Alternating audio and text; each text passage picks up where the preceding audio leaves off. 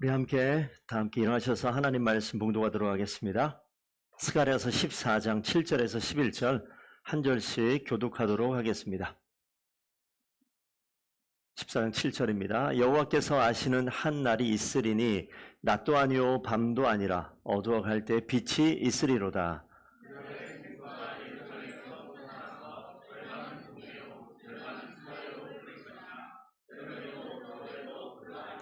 여호와께서 천하의 왕이 되시리니 그날에는 여호와께서 홀로 한 분이실 것이요 그의 이름이 홀로 하나이실 것이라.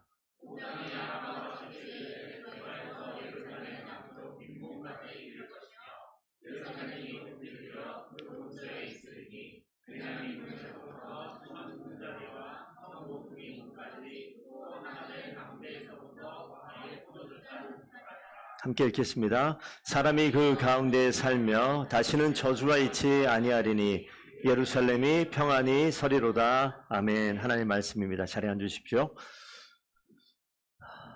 다시 한번 좀 좌우에 한번 보겠습니다.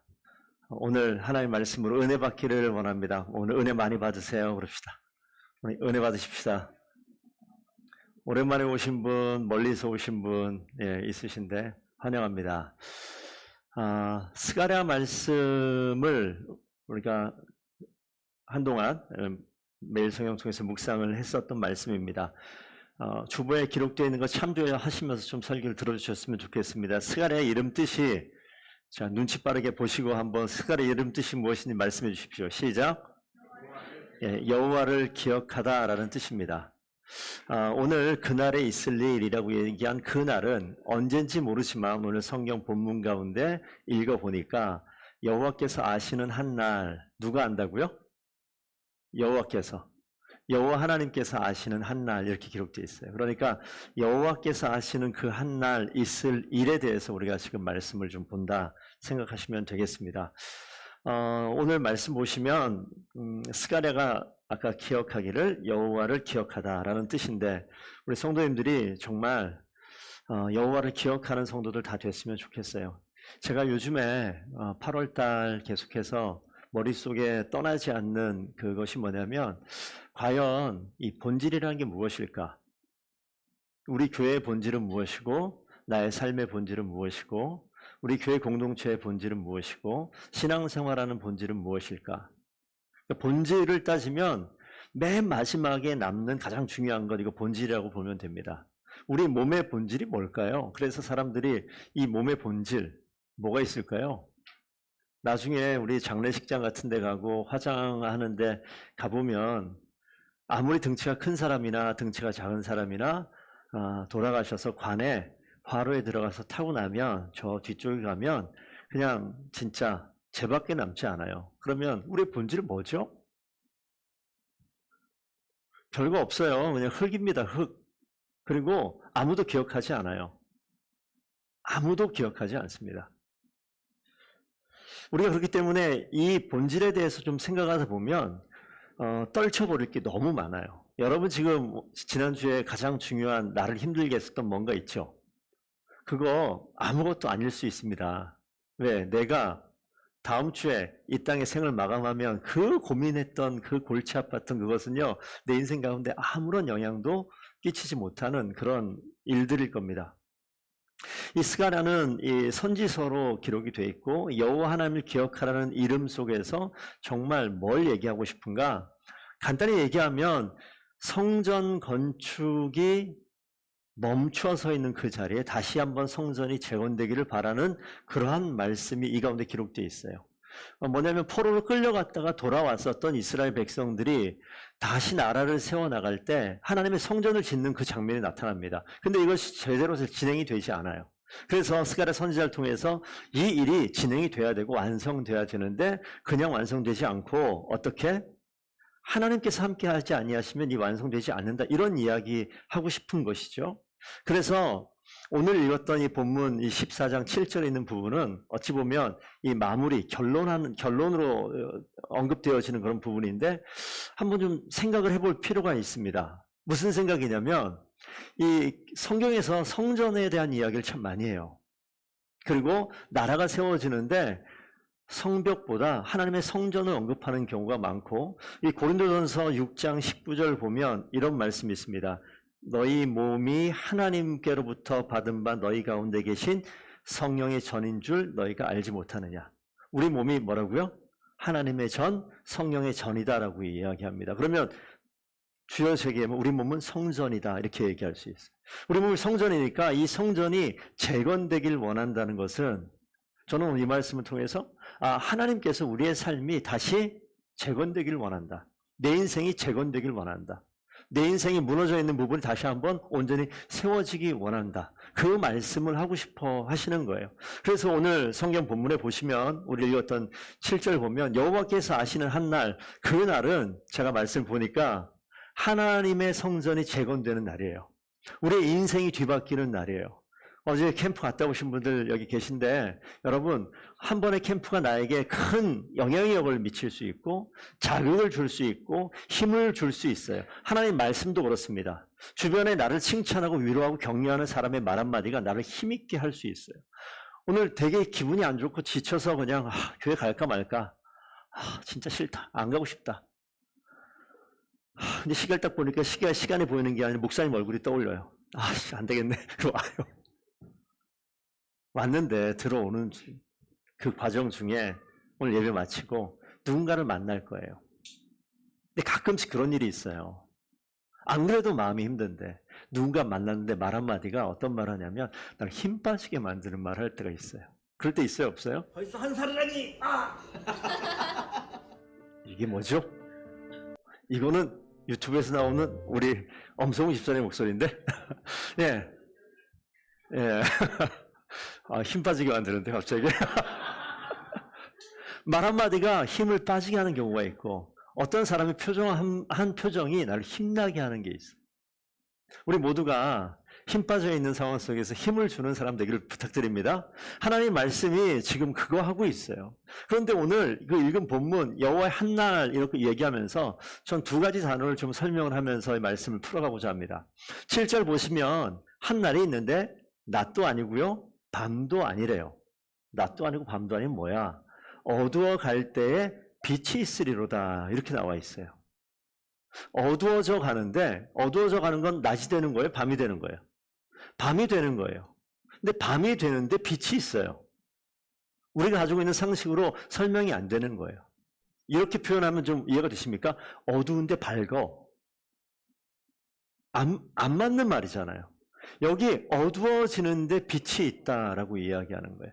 이 빛이 우리 창세기 1장 태초에 하나님이 천지를 창조하시니라. 그 다음에 2절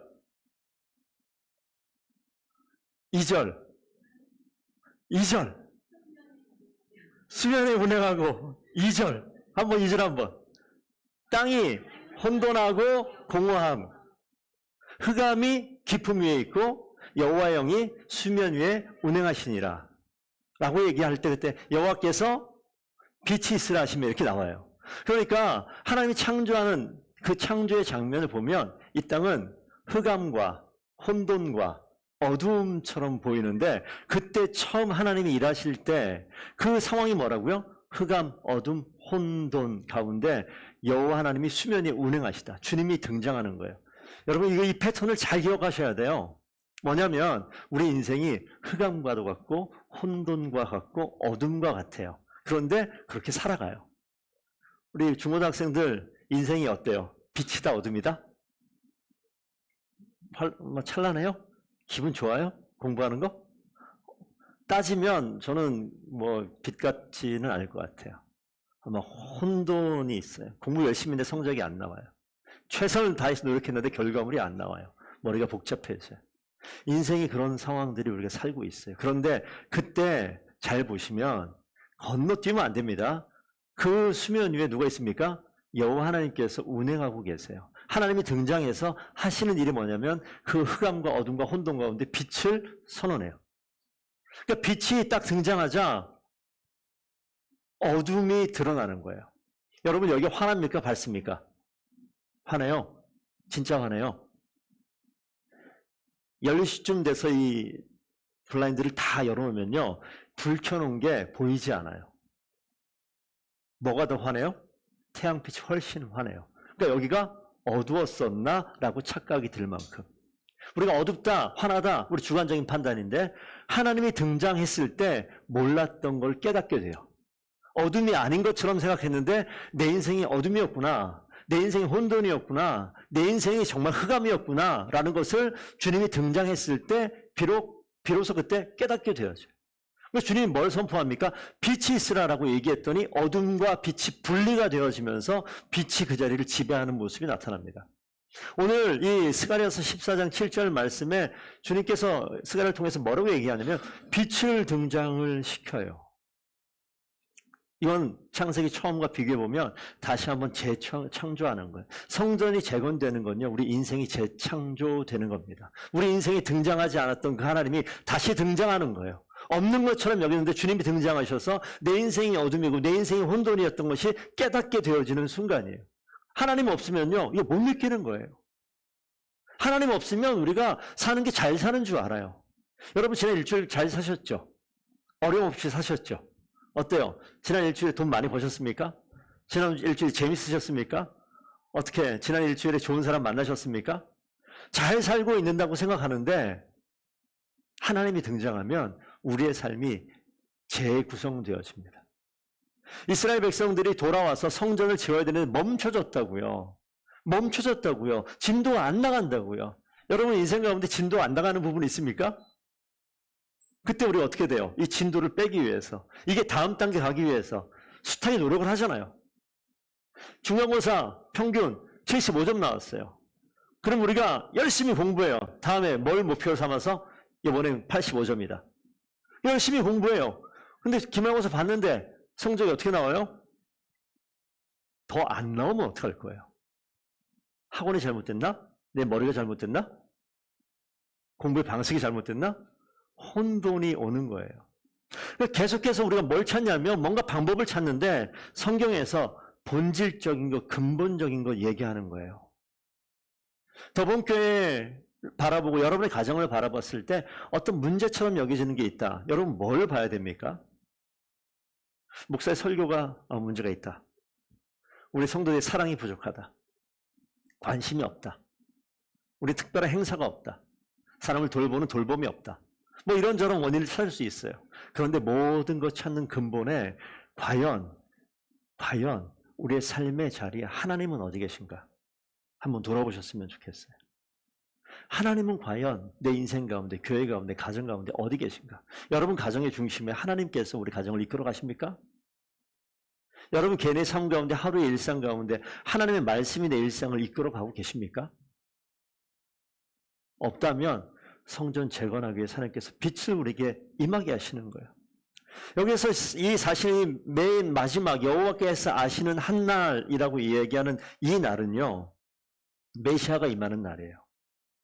우리가 느끼지 못하고 깨닫지 못하고 인정하지 않았던 하나님이 여기 계신가 안 계신가 모르고 있는 그 자리에 성전을 재건하기 위해서 숱하게 노력을 했겠죠. 그런데 뭐가 없냐면 하나님이 안 계세요. 그 자리에. 예배는 드리는데 이 자리에 앉아서 말씀을 듣고 있는데 찬양을 하고 있는데 우리 마음의 중심에 뭐가 있어요? 하나님이 안 계세요. 그러면 성전이 재건되지 않습니다. 예배가 회복되지 않습니다. 삶이 변하지 않습니다. 메시아가 이 가운데 임하게 되면 우리의 인생이 이 성전 재건하는 것과 동일해요. 우리의 인생에 하나님께서 임하면 우리의 삶이 바뀌어요. 힘든 일이 있고 어려운 일이 있을 때 여러 가지 방법을 통해서 우리가 삶을 극복해 나가려고 하는데 신기한 게 한 가지 있습니다. 벗어나지 않아요. 떠나지 않아요. 어려움이 계속 있어요. 근데 그 자리에 이 문제를 해결할 수 있는 가장 최고의 방법, 진리를 말씀드릴게요. 여전히 문제가 있을 때 하나님을 찾으세요. 말씀을 가까이 하세요. 말씀을 보세요. 시편을 펴놓고 내 마음에 걱정이 가득 차 있을 때 차근차근 말씀을 목소리에서 읽어보세요. 상황이 아무것도 안 변했는데 내 마음에 평안이 옵니다. 내 마음에 안식이 옵니다. 설명이 안 돼요. 왜 그럴 것 같아요? 오늘 이 가운데 있는 말씀 아니지만 에스겔서 37장 말씀에 마른 뼈 이야기가 나와요. 마른 뼈가 힘줄이 이어져서 뼈가 붙고 그 위에 근육이 붙고 살이 붙고 피부가 생겨서 사람이에요. 이 얘기 어디 나옵니까? 창세기 2장 보면 흙으로 사람을 지으셨다. 그 모습하고 똑같아요. 그런데 창세기 2장에는 그 코에 하나님이 생기를 부어넣으셨다라고 얘기하고 에스겔 37장에도 마찬가지 그 마른 뼈가 되어져 있는 그 수많은 사람에게 하나님께서 생기를 부어넣으셨다. 똑같은 표현이 나옵니다. 그랬더니 이게 뭐가 돼요? 생명이 돼요. 우리의 삶 가운데 삶을 정말 제대로 생명을 집어넣어서 움직이게 할 수 있는 게 뭐냐면 하나님의 성령, 생명의 기운, 하나님의 말씀 그것이 들어갔을 때 이게 그때 비로소 움직여진다고요. 그런데 우리는 이 땅 살면서 착각하고 있는데 내 인생이 하나님 말씀으로 움직이는 게 아니라 내 인생은 뭐로 움직여요? 돈으로 움직여요. 내 인생은 뭐로 움직여요? 내 자식을 바라보니까 저 자식을 위해서 정말 내가 인생을 올인해야겠다. 자식이 내 인생을 움직여요. 내 인생이 뭐를 움직여요? 나에 가까이 있는 나의 배우자가 내 인생을 움직여요. 내 인생이 뭘 움직여요? 어떤 직업이 내 삶을 움직여요. 근데 그거 다 가짜라고요. 죄가 찾아오고 나타난 현상들이에요. 하나님의 말씀과 우리의 몸이, 다시 얘기하면 이 육체와 말씀이 하나 되었을 때 뭐가 되냐면 이게 진짜 살아있는 생명의 본질인데 죄가 찾아와서 이거 나눠온단 말이에요. 하나님의 생기가 나를 움직여야 되는데 하나님의 생기가 아니라 하나님의 말씀이 아니라 하나님의 임재가 아니라 뭐가 움직여요? 돈이 움직이고 사람의 칭찬이 움직이고 자녀가 움직이고 직업이 움직이게 하고 그러니까 내가 살고 있잖아요. 살아있는 것 같은데 살아있는 게 아니에요. 오늘 에스겔 말씀에서 그렇기 때문에 이 자리에 지금 뭐가 찾아옵니까? 하나님이 등장하고 그 가운데 빛을 비추니까 우리가 진짜라고 생각했었던 그 어둠들이 사라져 가면서 우리의 인생이 하나님 바라보고 하나님의 방법으로 간다는 거예요. 그걸 스가랴 말씀에서 성전을 재건한다고 표현합니다. 우리 인생이 재건돼야 돼요. 우리 인생 가운데 하나님 아닌 다른 것이 내 인생을 이끌어갔던 것을 내려놓고 하나님 말씀이 내 가운데 와서 나를 움직이는 것을 경험하셔야 돼요. 그것을 위해서 오늘 이 말씀을 우리에게 주신 것이죠. 8절 보면 그날에 생수가 예루살렘에서 솟아나서 절반은 동해로 절반은 서해로 흐른다. 여름에도 겨울에도 그러하다라고 나옵니다. 빛에 대해서 이야기하고 또 한 가지 이야기하는 게 이 생수에 대해서 이야기합니다. 우리 하나님 말씀, 성경 말씀 한번 보실까요? 창세기 아까 얘기하고 에스겔 말씀 한번 읽어보겠습니다. 준비 시작. 그가 나를 데리고 성전문에 이르시니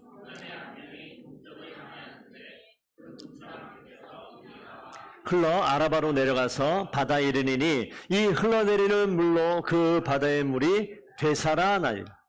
에스겔 47장 보면 이 선지자 가운데 성전 문지방 밑에서 물이 흘러나오기 시작하는데 이 물이 조금씩 흘러나오다가 이것이 발목에 차고 무릎에 차고 허리에 차고 나중에는 능히 걸어가지 못할 만큼 물이 가득 차 있는 장면이 나오는데 맨 마지막에 흘러내리는 물로 뭐라고 나와 있냐면 바다의 물이 되살아난다. 살리는 거예요.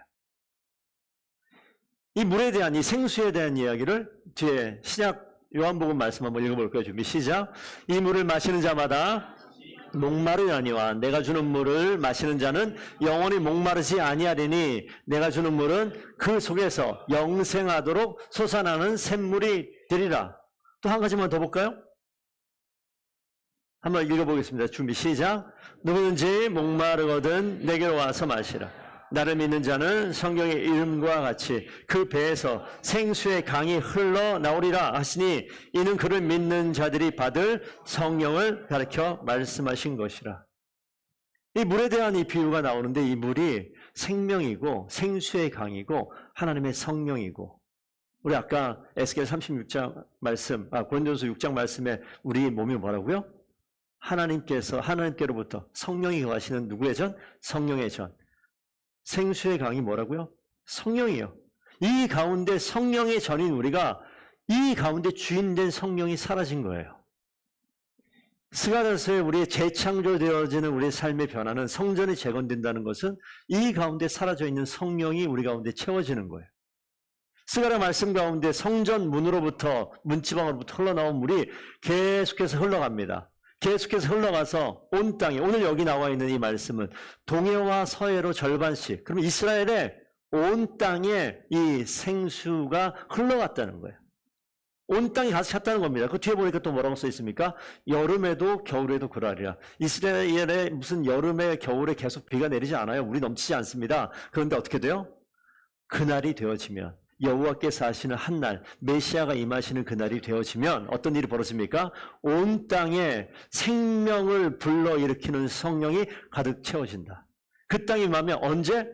여름이든 겨울이든, 이건 뭐야? 항상 변함없이 하나님께서 이 땅 가운데 끊임없이 흐르고 넘치는 생명을 부어주신다라고 이야기하는 겁니다.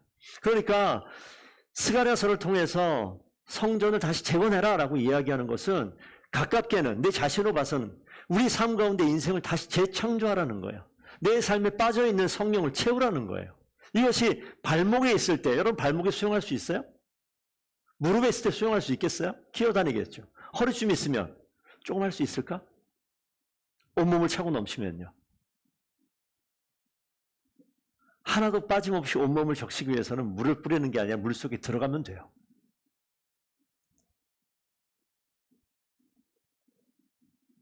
수영장에 들어갈 때 여러분 혹시 샤워하고 수영장 들어가시나요?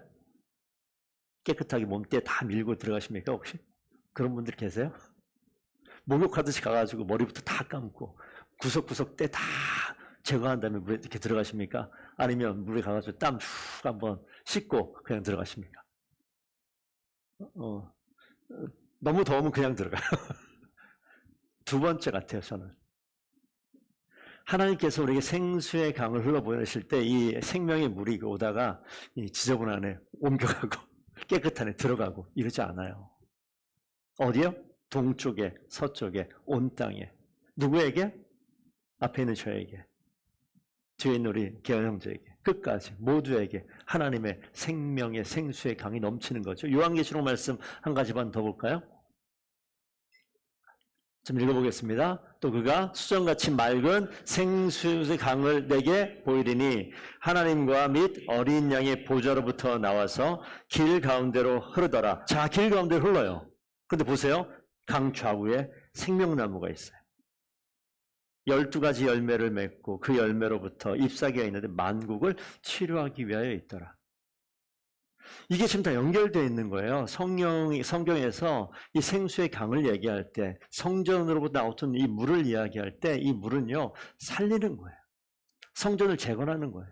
하나님께서는 우리 성도들 한 사람 한 사람을 원래 모습으로 재건하고 재창조하기를 원하십니다. 그런데 그 재창조를 누가 합니까?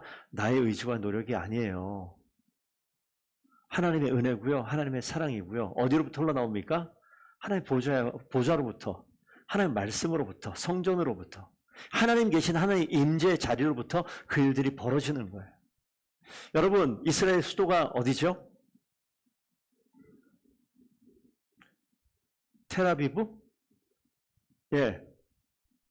예루살렘, 지금 성경의 시대로 가보겠습니다. 이스라엘의 캐피탈이 어디입니까? 예루살렘. 여러분 예루살렘에 대해서 오늘 주보에 써놨는데 한번 예루살렘의 그 단어의 뜻을 한번 좀 살펴보시고 기억하셨으면 좋겠어요. 저도 성경 설교 준비하다가 찾아보다가 얻어 걸린 겁니다. 그냥 예루살렘, 하나님의 임재를 상징하는 도시, 성전이 있는 곳 이렇게 생각했는데 찾아보다 보니까 예루하고 살렘이라는 이 두 단어가 합해져서 만들어진 단어다. 그럼 예루살렘 뭐냐? 예루라는 게 터, 기초라는 뜻이 있습니다. 살렘은 느낌 오시죠? 살렘, 샬롬, 평강, 평안 이런 뜻이에요. 그러면 평강의 기초가 되는 곳, 평안의 근본이 되는 곳 이렇게 볼 수 있습니다. 그 예루살렘이란 그 단어 뜻 안에 평강의 도시, 샬롬의 터전이라는 뜻이 그 가운데 있어요. 예루살렘에서부터 생수의 강이 흘러나온다. 성전으로부터 같은 겁니다. 성전이 예루살렘에 있으니까 같은 것인데 하나님의 은혜가 거기서부터 계속 흘러나오는데 신비해요. 설명이 안 됩니다. 어딜 덮어요? 온 땅을 덮어요. 우리 성도들께서 최선을 다해서 하나님께서 우리에게 맡겨주신 부름의 자리가 있습니다. 맡겨주신 일들이 있어요. 작게 교회로 표현하면 우리 아이들을 가르치는 교사의 역할을 사명으로 감당하는 그런 선생님들도 계시고, 아침 일찍부터 와가지고 찬양 연습하면서 어떻게 해서든 좀 더 아름다운 모습으로 하나님께 찬양을 돌리는데 도움을 주고자 애쓰는 분들도 계시고, 저쪽 구석에 와서 또 우리 중고등부 아이들 가르친다고 또 아침마다 와서 또 토요일날 준비하고 이런 선생님도 계시고, 아침마다 와서 마대자루 가지고 청소하시는 분도 계시고, 청소기 들고 돌아다니시는 분 계시고, 이것이 우리가 교회 안에 할 수 있는 보이는 어떤 일이다라고 생각할 수 있습니다. 교회 밖으로 나가면요, 최선을 다해서 일하시잖아요. 자녀들 먹이고 입히고 가르치기 위해서 고생하시지 않습니까? 내가 가지고 있는 힘의 영향이 넘어가도록 애를 쓰면서 노력하고 일하고 계시지 않습니까? 어떻게 해서든 이 가정의 다음 5년과 10년은 지금보다 더 나은 형편에서 살고자 우리 애를 쓰고 노력하고 있는 것, 우리의 삶의 모습 아니겠습니까? 이 모습을 다 폄하하고 싶진 않아요. 최선을 다하는 그 자리에 정말 중요한 건 뭐냐면, 하나님이 안 계시면요, 그 자리에 하나님이 안 계시면 아주 심각한 일이 벌어집니다.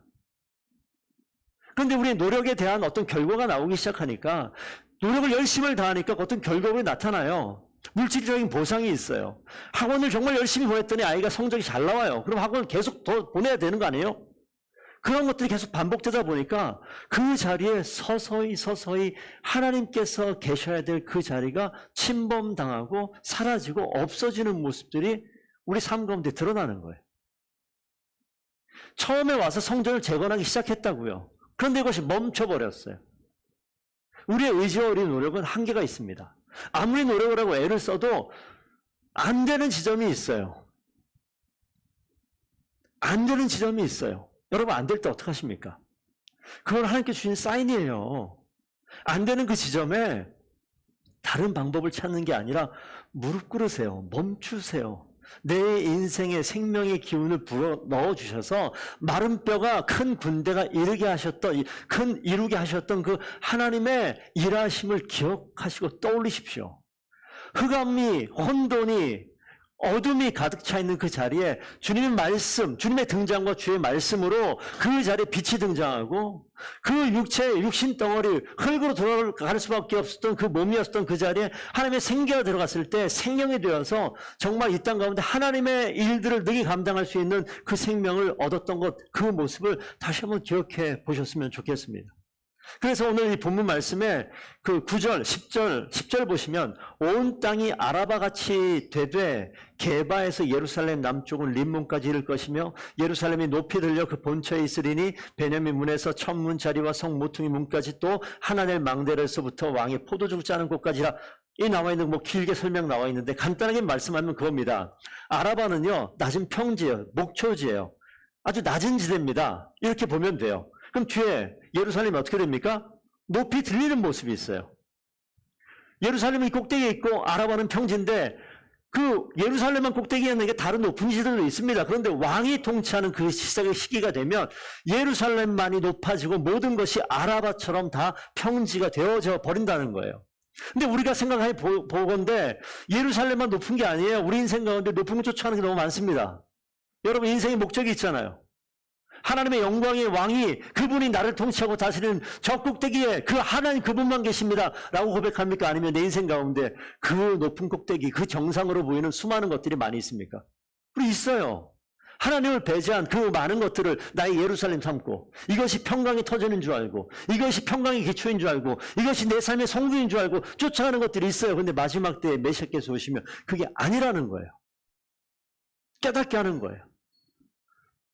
하나님께서 생명을 살려내는 정말 그 중심에, 우리 인생의 중심에, 삶의 중심에, 가정의 중심에, 교회 중심에 있을 때 하나님께서 이 메시아가 도래하는, 주님이 왕이 되시는, 완성하시는 그림을 그려주신다는 겁니다. 마지막 질문하겠습니다. 여러분 인생의 마음의 중심에 누가 왕이십니까? 여러분은 무엇을 통해서 평안의 기초를 삼고 계십니까?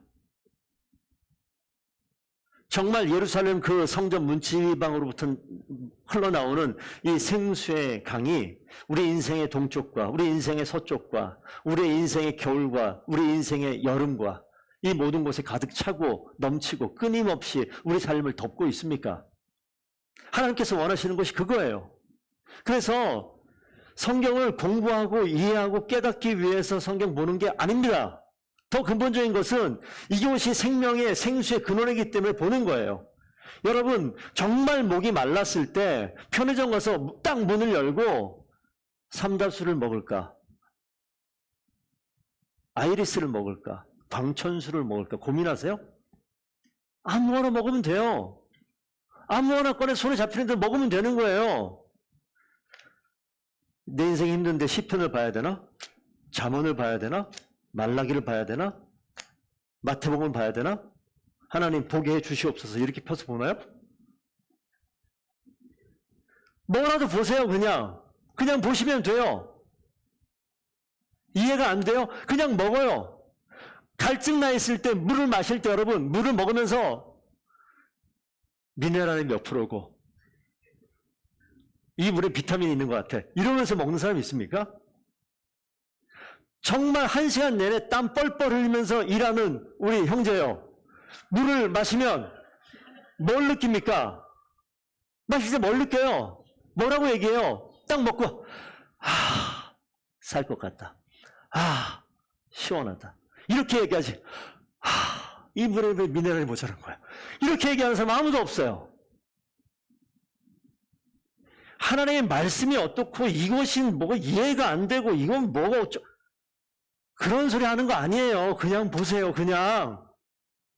근데 그 가운데 내 마음을 시원케 하는 내 마음의 갈증을 해소시키는 하나님의 말씀이 반드시 있습니다. 이해가 안 돼서 안 먹고 맛이 어떨 것 같아서 안 보고 살만한 거예요. 살만한 거야. 죽을 상황이 되게 하시는 게 하나님의 일하심이에요. 하나님 찾지 않으면 못 견디게 만드는 것이 어쩌면 축복일 수 있습니다. 중고등학생들 목사님 입에서 자꾸 그냥 수학 50점 밑으로 맞아라 이런 저주가 나오지 않게 해주세요. 하나님 붙들고 가는 거예요. 성적 좀 안 나와도 상관없어요. 진짜 하나님 붙들고 내 인생 주께 맡기고 한번 가보세요. 성적은 결과로 천천히 나와도 돼요. 고등학교 1학년, 2학년, 3학년 내내 전교 1등, 2등, 3등 대학은 시험, 수능 완전 망쳤어. 이걸 원하세요? 아니면 전교 한 20등, 30등 수학, 수능 때 대박 나는 걸 원하세요? 뭘 원하세요? 후자. 누구나 다 알아요. 떠나라고 얘기하지 않았어요. 말씀에 가까이 있으세요. 이해가 안 돼요? 그래도 머무세요. 이해가 안 돼요? 그래도 먹으라고요. 피고 읽으라고요. 어느 순간 깨닫게 되어진 하나님의 말씀이 있어요. 그 시점부터 인생이 변해요. 그 전에는요. 목사님 이제 10년째 성경을 보는데요. 진짜 모르겠는데요. 그렇게 얘기하는 사람 치고 10년째 성경 제대로 본 사람 한 번도 못 봤어요. 다 거짓말이야. 보긴 봤어요. 뭘 봤어요? 성경책이 책꽂이에 꼽혀 있는 거 봤어요. 성경책이 차에 비치되어 있는 거 봤어요. 성경책이 이렇게 있는데 이렇게 봤어요. 정말 깊이 있게 보지 못한 경우가 더 많아요.